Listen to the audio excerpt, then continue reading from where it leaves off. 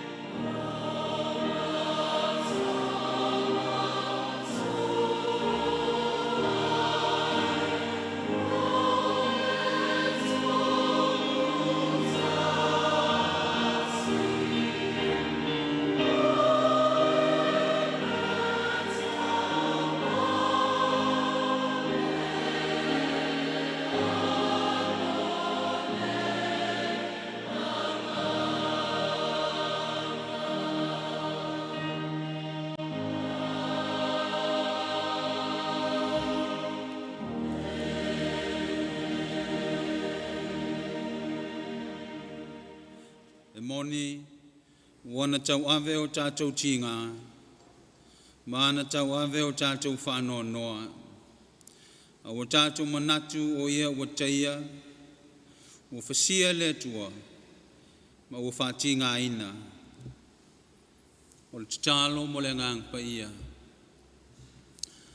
Le tua mamanae, le tua sili e se lava la o fio, o mātou ia ele nei tae au fau, le ulu fale mai o lau whanau lo malu, e whaasanga e o mātou loto I lau mawhio, e o mātou whamanui lo suafa mamalu, a o sauni ai o mātou whanau o Tupulaga talavau, mo lo lātou whanutanga o le nei tau sanga, o mātou o mai lava malo mātou le ato toa, o le ala lava lea mātou tue mo isa ili atu I le mana lo nganga. I ne awali itia le nei tāpua inga. I tonu ai mātou e whaiare nei sauninga. E wha sili nai lo lava vi inga. O na Yesu Kirisu o mātou ole matutalo o tuai nei. Amen.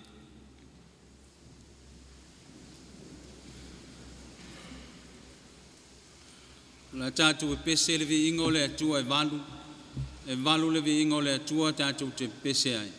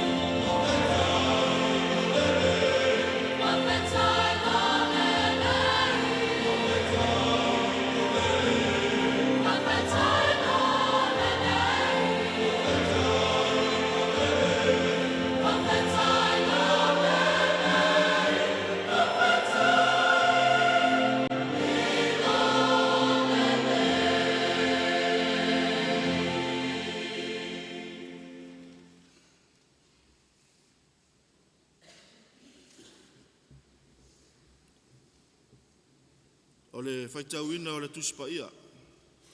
Tusi whiwhilia mo tātou i le nei tai ao. Tusi mai le whengai ngatuai. Maua mai lea i le perfeta Isaia o lona mta upo e 5:13. Tātou whaitau whiawa wai mai le whai upu mua mua. Se ia whangata mai le whai upo e 5. Perfeta Isaia o lona mta upo e 5:13. Tātou whaitau whiawa wai mai le whai upu mua mua. Se ia whangata mai le whai upo e 5. Whaafonga maia o awhionga pa ia lo tātou atua. O ai ea ua taritonu i la mātou upu e tau longolongo atu. Ua whaadia ia te aile a ao leali.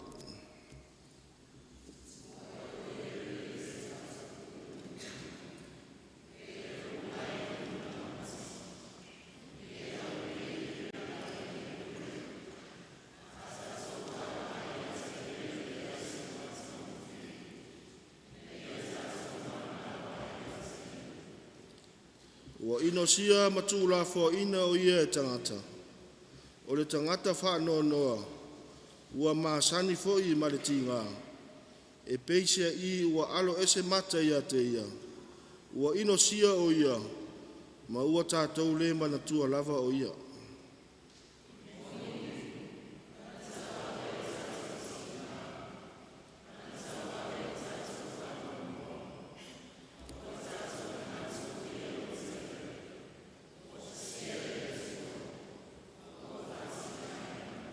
Ma le whai upo e 5.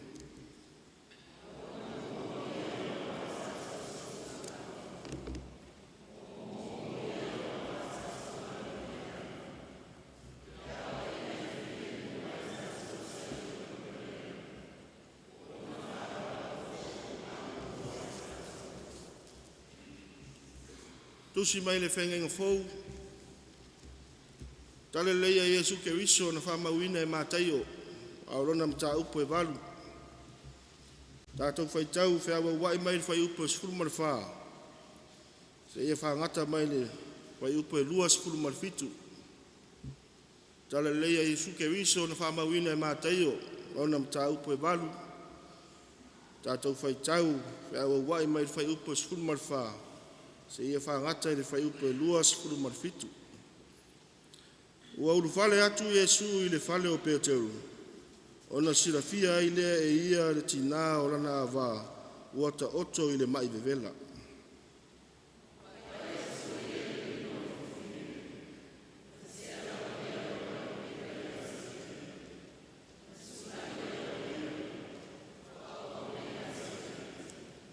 Ua i le afi.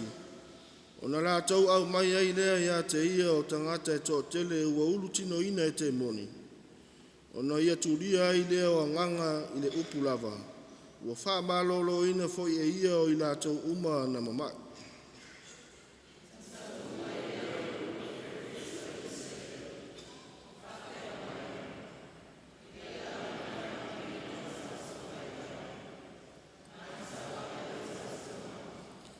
Ua sila fia Iesu le motu o tangata e tō tele ua vanga i mai a te ia. Ona whetarai atu ai lea o ia o atu i le tasi tu.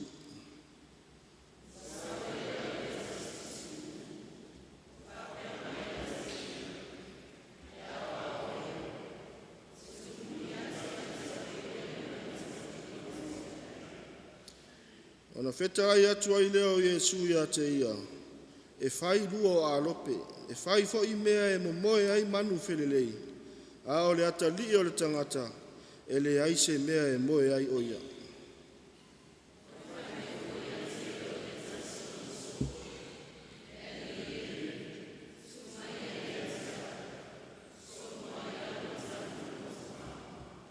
A ua whetalai atu Iesu i a te ia.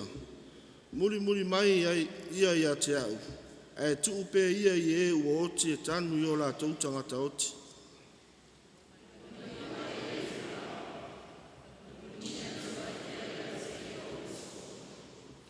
Whau ta foi, ua tō mai lea wha tele i le vai.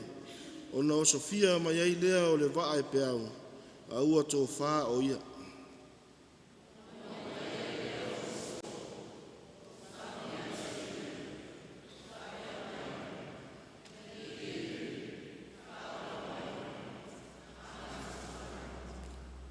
Ona whetalai atu ai lea o ia ia te ila atou.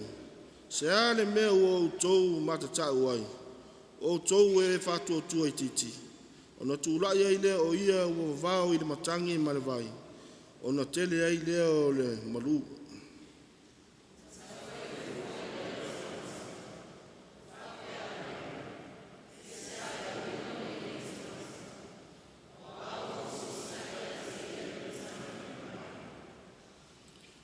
Ia whaamanuia mai lea tua i le tātou whaitau ma whaalongolongo i niso ana fionga pa ia.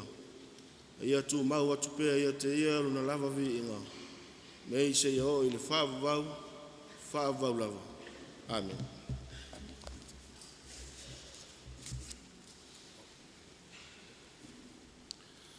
O le vingo le atua o le pese usaunia. I sanga vi ia pēa lava oe. Pese usaunia e lau whai pese.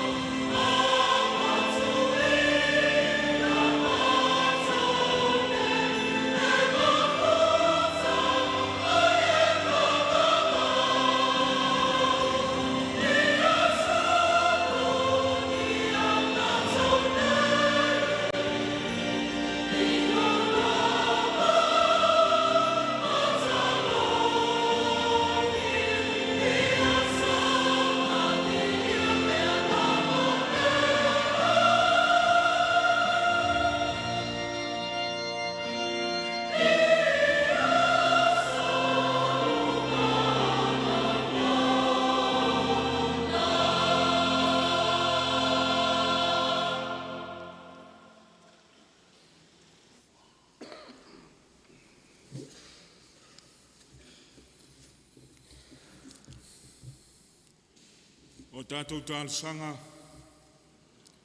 o te tālo le whaafitai, le whātou senga, ma moli atu o tātou mana o i le tua. Tātou wifo ma te tālo i le tua. Le tua ma manae lo mātou te mae whaavavau. E pa ia, e mamalu, e sili ese lava la wa fio. O le atua fo la wa fio, a wana e whaia le langi ma le larolangi lo mamalu ma lo sili ese. E te pule fo i mea umana e fo ina, e o lava i le tangata wa avea ma tausi mea o lau foanga. O mātou ulu Fale lo malu le nei tae ao. Mātou te awatu le vi inga ma le whaafitai. O le whaamanu ma le whaanetanga e te tau ma la ua fio. A wā ua mātou mōli mau i lo walofa sili ese mo i mātou. O lo lava alofa lea ua mātou mōli mauina i le nei tae ao. Ina ua e whaangua i mātou i whaanunga i le lei. I le ola ma le malosi whaafauina mai lau fio. Whaafetai le atua i lo whaatasi mai. O mātou maua i le nei a wanoa tāua. O mawhai ai o na o mātou whaitapua inga whaatasi ma lau e ka le sia au au. Au whai ngālu e ngā lue. E le ngata o Samoa nei a ua whapea foi i lantou o whai malanga mai atunu e mamao. Wale nei tausanga ma le whenga i ai o lau ka le sia ma lana whanousu. A ua whapea foi Tupulaga talavou ma nai whanau. Whawhitai i lau tausinga i lo mātou wola. A wae ui lava ina po ia i mātou i whaamai pesi ma suinga o ngao le tau. A o le ufitia ai o le ka le sia i le ao pōngi saa. Ono lau wala au po ia i se tasi o ta mao le ka le sia. Pei tai e te leo tu ulafo ina lava i mātou uma. Whawhitai o lo manuia lau e ka le sia au au i ona ta maa. Manuia le lau o le Fono Tele. Manuia le tāpua inga na i ta maa matina pensione malolo. Manuia lau au whai ngā luenga i le nofo a whawhea ngai ngai fia. Ma au Lotu. Ai whapea foi Tupulaga talavou ma whanau. Ua malo pule whaafitai le atu wae. Wae te le itu au no ina lava i mātou i whe au matiu te sa mātou whenga i ai. I le nāwa i aso o tuana i atu. Mātou te whamanu ina pēa lo sua whapaia. Wa ua tele lava lo ta mau a inga whasoso mai so seala. O mawhai e o na whamali e ina ai o mātou mana. E le ngata i lea. O le ola whawhauina i aso uma. Whapea wanoa mātou te whaataunu ai lo mātou wala awina. I so se whaivaua e te tofi ai lo mātou wala. Mātou whawhetai lea li e. Wa mātou te talitonu lava i le whātua tua. O lo manuia na yo mātou a inga i Samoa ma so se itu o le nei lalolangi. E ui fōi le whanau no manuo nisi o mātou a inga. Ona o lau wala au pa ia.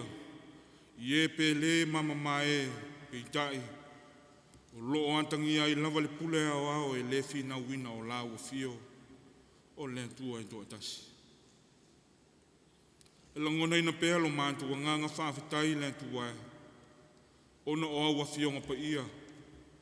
E whamanatu ma whaatonu wholaua i pēlo mātou wola whaale whaatotua. E vi ia la awa fio no le whesoso ani alo nganga pa ia.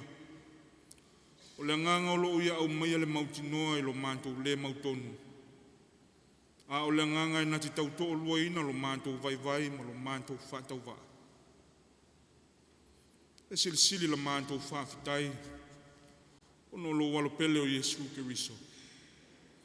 Lona maliu malona toa soifua manu malo mai le oti ma le tuunga mau.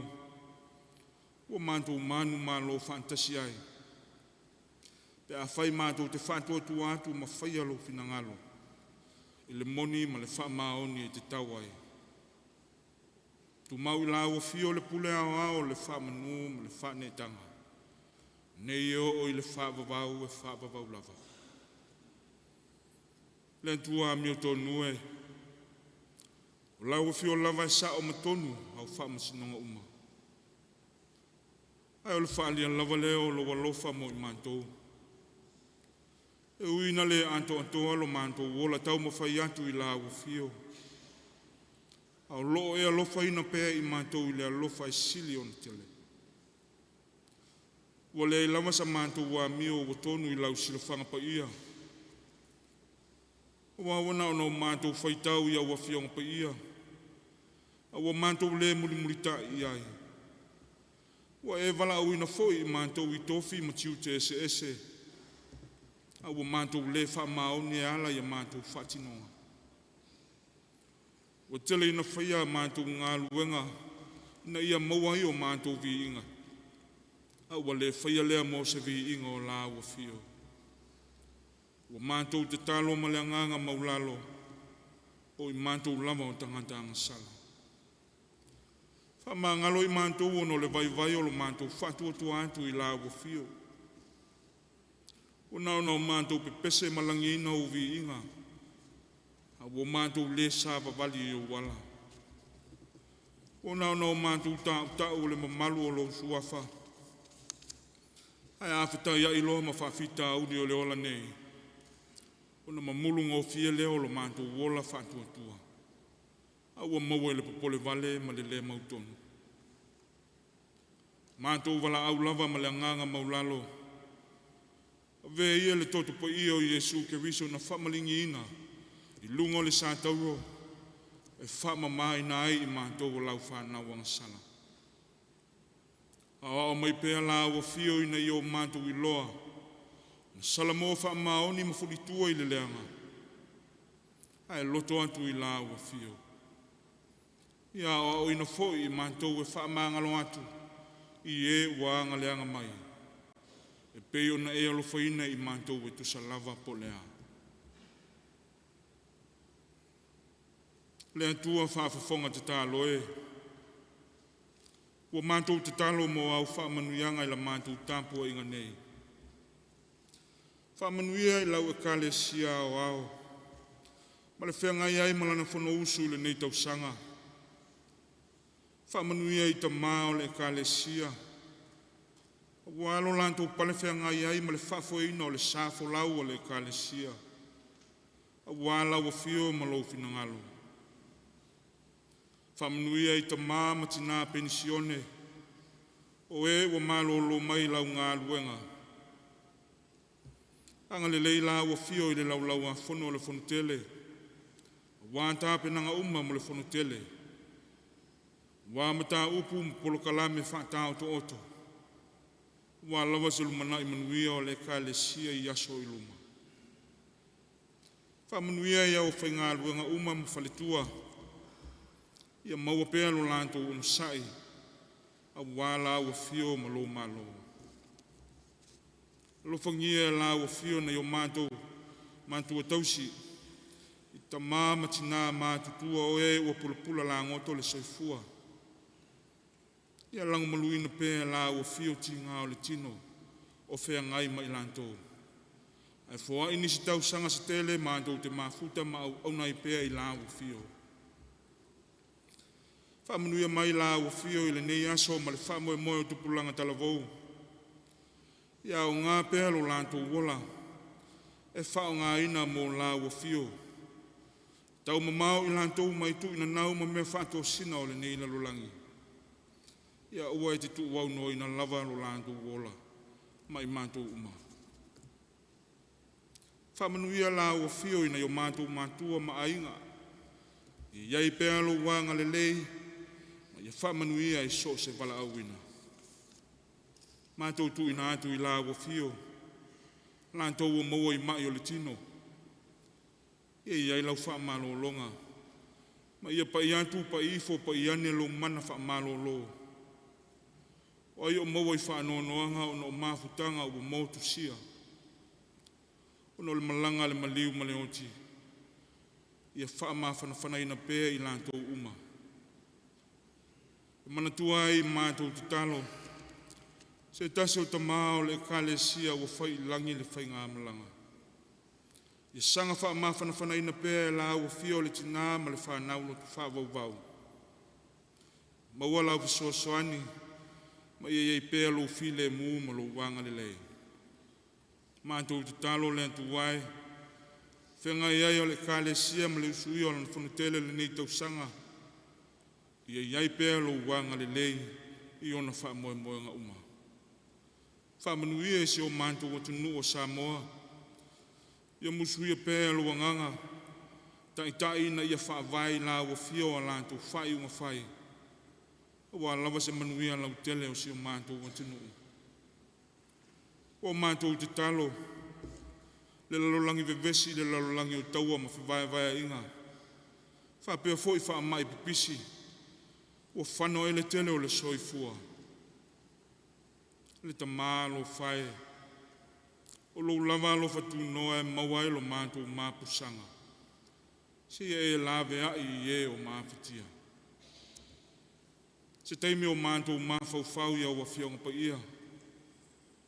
La unga lau a whio e ala i lau au na whirwhilia. Te tala fo i la mātou whalongo i nei o mātou langona ina lo whina lo whetalai mai. O mātou te talo ia le li ie. Fantasi ma te talo le leo i le loto le tangata lava ia. Mātou te ofo i nātu ina ia whaia pe i ai lo whina ngalo. Ai aua ua lava no mātou loto. O mātou te talo. E ala lava i le suafa malu o Yesu ke riso lo mātou o lii ma lo mātou whaola. Amen.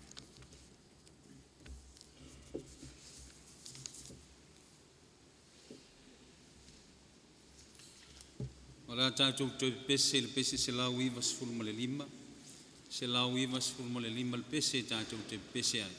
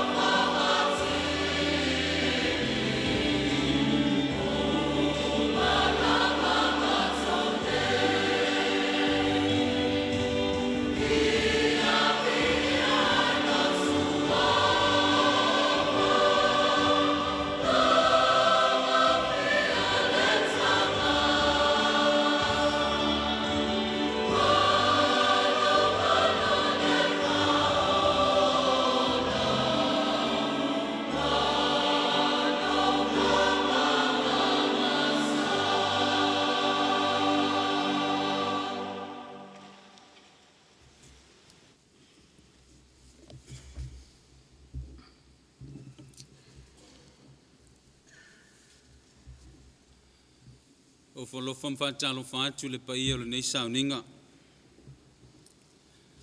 Wa le suai o tamā le kalisia mo tau whaltua. Whātalo whafoi le paia lau whainga luenga tofia le atua mo tau whaltua. E te nane o nei mātua pensione malolo. Mese launga au te mal whamoe moe o le nei sauninga. Wa le tatala lo ia o le fontanga Tupulaga Talavau. Ma lo le soifo maua, ma lo le langi mama. Aftai le atua au tātou wheloa ele nei taia fau. Wa le sauninga amata o le talaina o le fontanga Tupulaga Talavau. Au e o tātou maua le mawhanwhana o le nganga o le atua. Au tātou tāpua iai. O le launga le sofa mamalu o le atua le tamā, le alo, ma le ngang sa. Amen. O le maua le matua le tusi sa whaitawina ma le whenging fau. Ma tai o lono mta upe valu.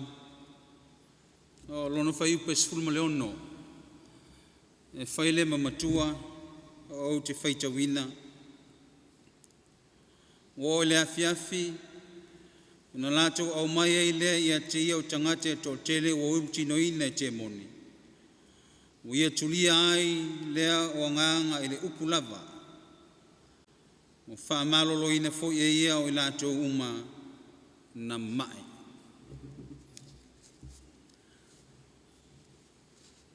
Au mawhau whaungo le nei ase tusa malfasinonga le tusi whaita wasa. Le malosie la veae. Saving power. No iei au tua nei fon tele o mawhau whaunga whapea. O atuia e wha malolo o wha sao loto o tangata.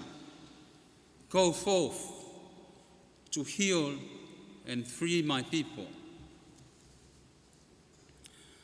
E lei titia le vi inga ma ne whawhitai e fo i ai le atua. Ono le nei umwhai ona whataunu ina e le fontanga le nei e Tupulaga Talavau. A le ka le sia o ao. A wae si la fia le lei na le mawhai ona whataunu ina. I nei tau sanga o mawae. Talo ai o afianga pe o na afia ile lalolangi ia ono le whamai. Le whamai le nā na mtua i longa ona. Lulu ina ile lalolangi a toa wa afia ai me umalava. Mai le lote I Fale o tangata taito tasi I tutono a inga o tutono nuu ai maise le ka le sia. E o lava I tono whainga malo. O malo te tele fo ia ma tuala ngona lava le mawhatia. I le whainga o le na iei le whamai na o pepesi. Ma fia ile na o langi. Sa tau sa ili solo ni vaila au. Sa ili solo ni tonga fiti e fo ia ai le nei whamai.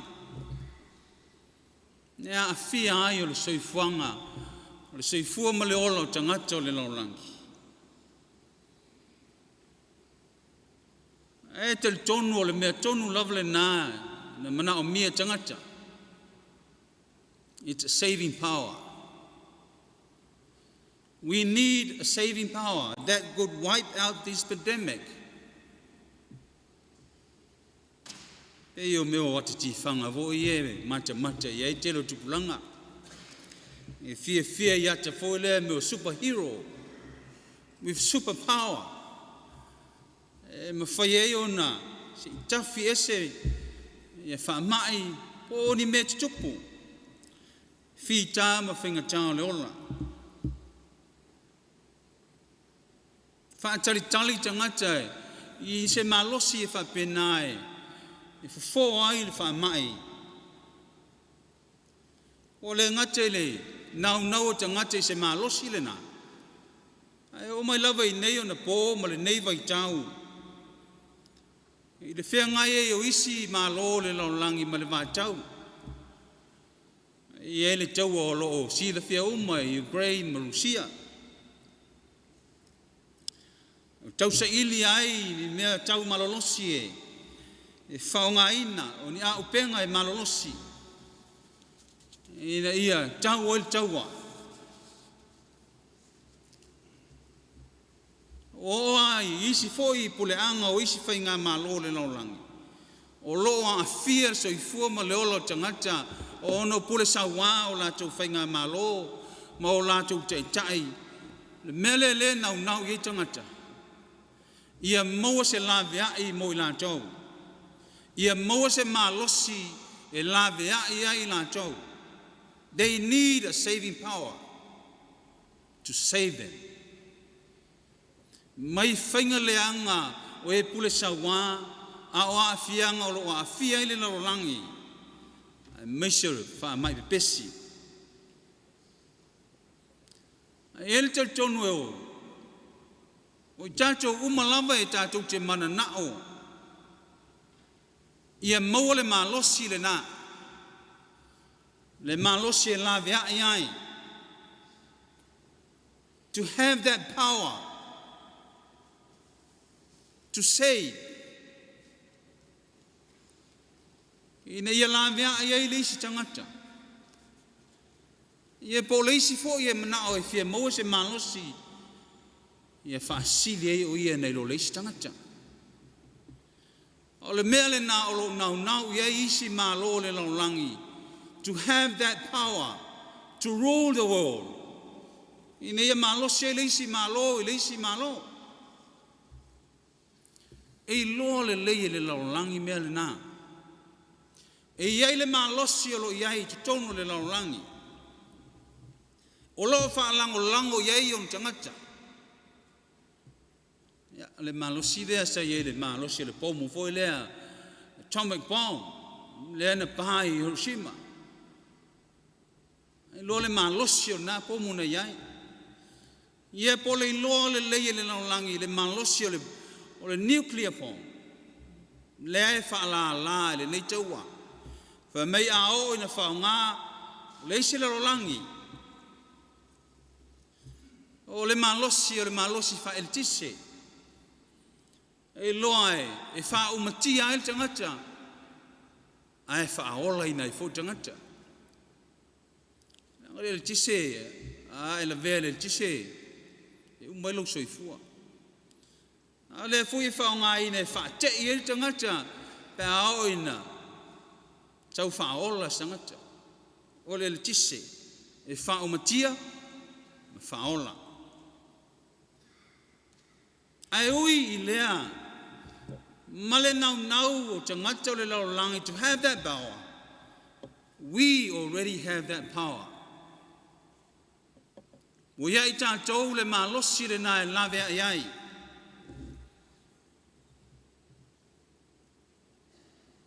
Nala lea nā whio mailu tātou li whaola o Yesu Keriso ma au mai le malosi le nā.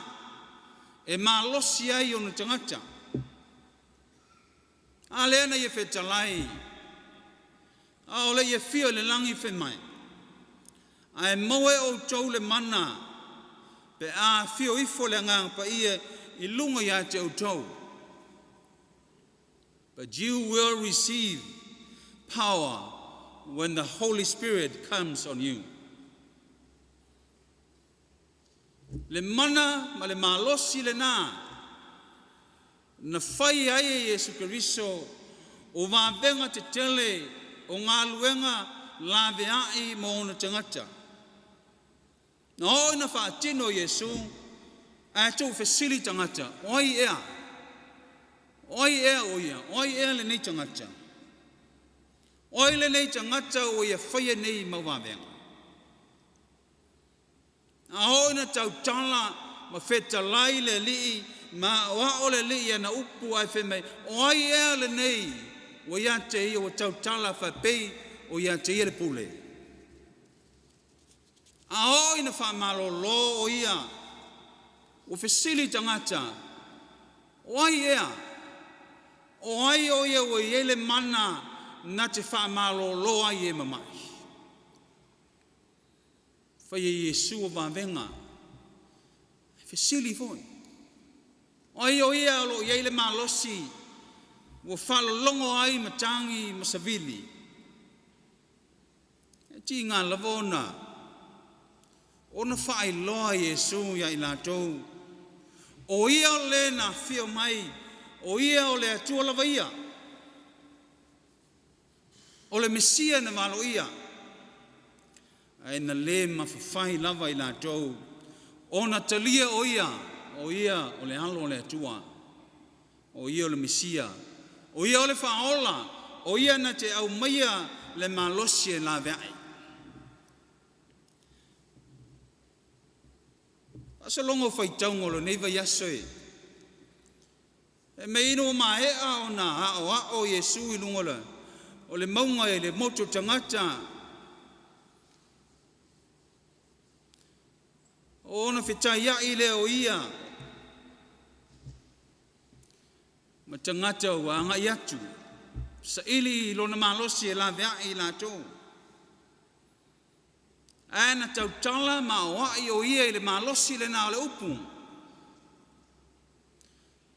Someone with that power. Na ia o ai lunga le maunga.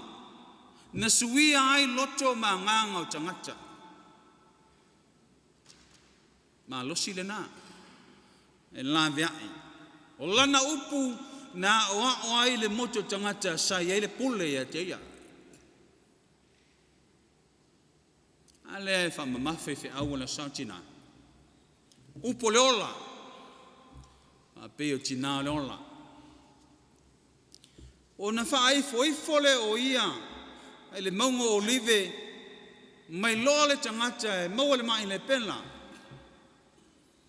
O ia tautala atu ia te ia leli ia a e fina ngalo ia. O te mama. Mele tala matai o na paile o ia iai. Ma ua whape atu o te loto iai. Mama ia oi. O na mama i leo lana le pela. Mea ulu whale atu o ia Kapanaumi. Ai whaalava ane le taitai o le tō selau. Ma ungani e te o lana au auna o lo mauel mai supa. Me Yesu ta te o. Mai le taitai e lea o ngā oe lo whale. Na ma ofa Yesu le whātua tua le nei taitai whai mai. Aluia oe. Malo lola o. O lana wheta lainga. Na wheta lai ai le me mamao. O malo loa i le mai. And that's the power from his words. Mai lana upu, mai lana whetalainga. E poi lai, e ulu whale Yesu, ulu whale o Peteru. O lo moa le tina o lona tō lua ili mai vevela. E mai le tala na o na pā i ai o Yesu ili tina. O na tūla ile o ia, o au na o ia. O malo lo. Le ma losi e la veai. E mai na o le pai ai o lo tātou lii, o na malo lole o le fine. Ai foi o le melea, na nau e le fine na maua le puna toto, ili se fulu lua tau sanga, se i pai lama, e tau o se tupito lo na ofu. Tau sanga fe meina, asia se le tupita mai tai o respete i malo Tele Amerika. Wa dreso ye tono le mote lua o le malo. Mo fa feo atu ia le santini o le mota. A woina tau laa o na vai lungo le festepu. O na apa mai leo le lima o le santini o le mota. E feso soani le savali o le tupita mai tai le festepu.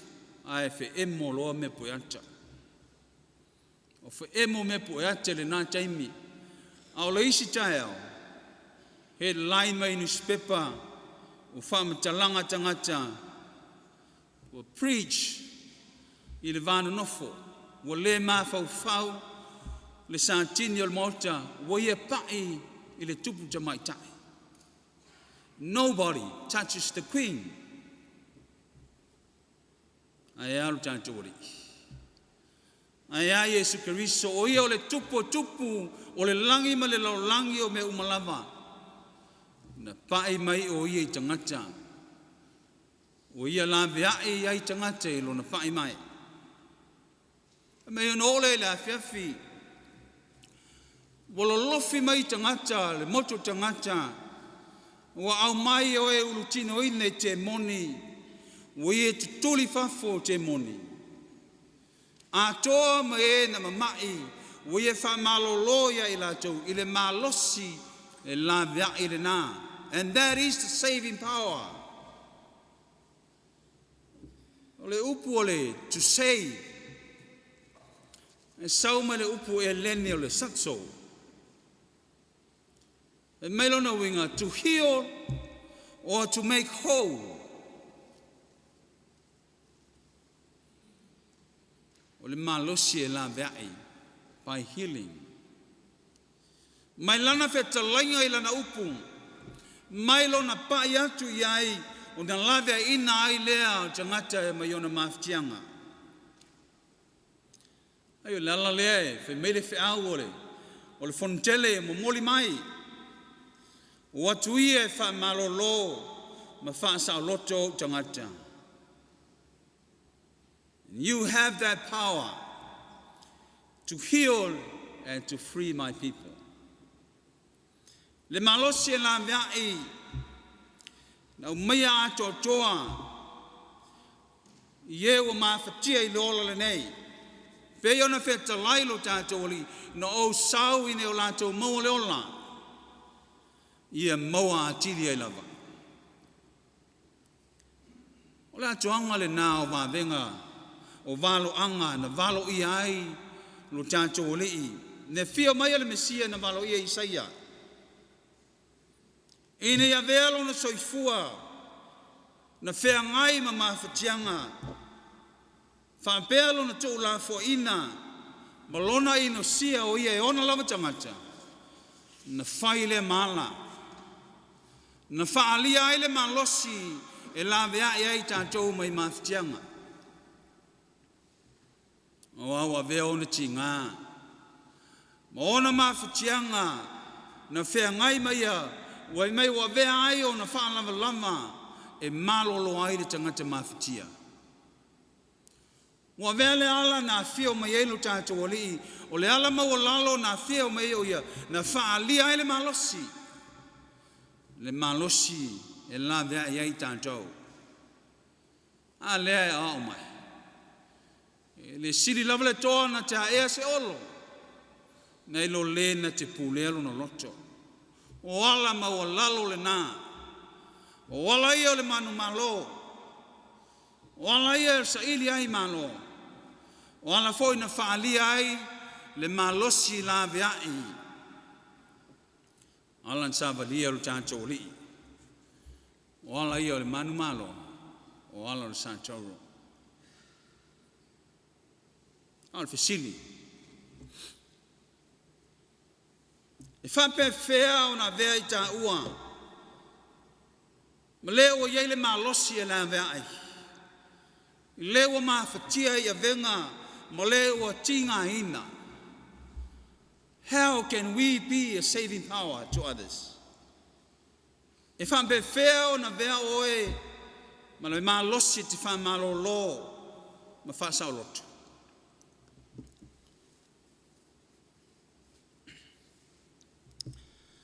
Le lua suriva o tau sanga I le. La feiva se lau iwa surma lima. E ane maua ia o me ole mai le ole kidney failure. Ia. La lua sur lima tau sanga talu ona Fale me le ole kidney transplant. A o maia tau sanga I Tele. I felt that saving power of our Lord through so many things. I mea tele sa whea ngai maa. Au la ngona le malosi la vea ile na le alii. Nā la mai le uso. Ne uso na au maia leisi. Kidney. O te olai. Na whaalia le malosi la vea o le atua. Mai fo mai na la tau whaia. Le tau tonga ma tong fitinga. And I felt their healing faces and their healing touches. Malosi o le pai mai. Le malosi la mea I folinga whaalia o le tangata. Ina wala vea le ta vale. A fia isi tina. Ma tau mawhai e la mea I. Wa tuai atu le la mea I. Wa tinga ina le tina. Wa o mia I lalo ta vale. O na maulu lole lalo le istangata. Wa ia uulo na lima. Ia mawha malosi a te ia. E tā ofi le popole ma le atu atu vale lo na loto. E te leilo na afia. Se ia o na tau nuu le la vea. And that was a touch of saving.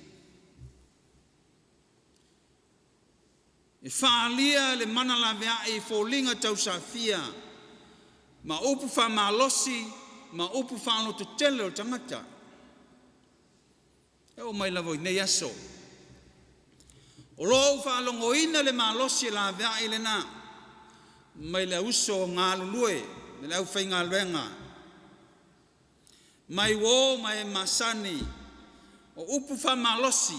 And that is a saving power. The power in our words. The power in our touch. The power in our sharing. Te nane na yo ainga ma le tampo inga. Lango ma le fisoasoani. O le malosi la vea I le na moa. Ya. Bishir tina man whanau. They have that saving power. Mele lau soe.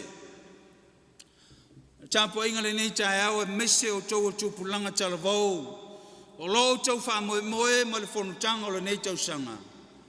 O tau lava. O lo iai le malosi e la vea. You have that saving power.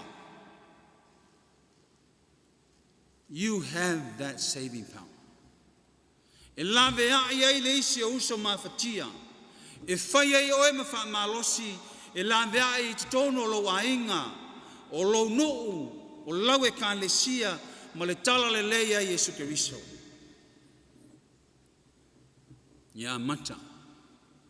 A mata ta talavou. Le whai mataulanga I le atua. O lo ta tau malosi. E la vea I le soifua ma le ola o lana e ka le sia. Ia tia e ma le loto mau. I so se mea tau te whaia. Aso nei, o aso o leanga. O aso o malosi le fili. E tau mawhaia le peti le tala le leia Yesu Keriso. Ia vea oe ma te pulanga talavou. E la vea I le se uso a pa uatu I le leanga. I upu e te tau tala iai. I lo pai atu iai. I lo whatalofa. I lo ofo iai. I upu e te whamalosi. I upu e te whautua iai. There is power in your words. Ai le upu e whai. E leo le upu whamawalunga I sa te mai. Po se malosi o ia toe. Awa upu na. E whaato I lalo ina I tātou. Me le siupung. Words are the most powerful drugs used by mankind. Upe e atiae ma upe le petiai. Le malosi le nā upu. Vea oe ma malosi e la veai ma atiae lo ainga. I nei au mātua. I nei au uso I te tono lo ainga. Lango iai. O whiau, o ngā luenga, o tiute, ma whaiva. E whai oe ma whātei te inga. E tupulanga o lo whai ae o lo ainga. E le angal whapeane. Ia se vai dale. Na na na sa tu ua mala o nga ule atu u se vai al te alo. E na manava mai ana le mo mo loa. Ai o me tupulanga te vau. O ngalo malosi la vai ma tia e lo ainga. A le lo lungo na me uma. E whai o e me tupulanga te vau. E te tau tala ia fionga pa ia le atua. O an fionga pa ia le atua lo yeile malosi e la vea ia i tantou. O upu fōi ala nā me o tonu ma lona wha maoni. Wā, a e olai ma e soifuai. It will set you free. O le malosi le nā e la vea i tantou. Mai le sai tia i le polonga o le angsala. O wā o le angsala, o a fua ai o meti ngā uma, ma mea whaingatau le neiola. O lo ia whapongi sa ina i tātou e le malosi, ma le ami o tonu o le atua, o lo ia i le la viai mo i tātou. Ala lena, fio mai lo tātou li whaola Yesu Keriso. Na liu tino iai le atua, o le upuna foa ai le laulangi, ma mea uma lo tumu ai, na te au mai le malosi, e la vea i tātou ai le neiola. A le lava na ia whetalai. E lunga sa tauro au tau ai o ia, a wā o le malosi le nā. Le malosi le nā o le whaolatanga na i saunia, e mai le sa tauro na tau ai, o ia whatasi mo tātou le anga, mo tātou wanga sala lea na ia whetalai. O whaile nei mo e. Na maliu ma tānu mia o ia. Toi soi fua manu malo mai le oti ma le tunga mau. E neo tātou maua le malosi. E la veai. I tātou mai le angsala. Malona whawhanonga. A ia tātou maua. Le ola e whababau. Amen. Pese ua, sao nia lau fe pese. Ia tia le kalesia o le pese fōlea mo tupulanga te vau.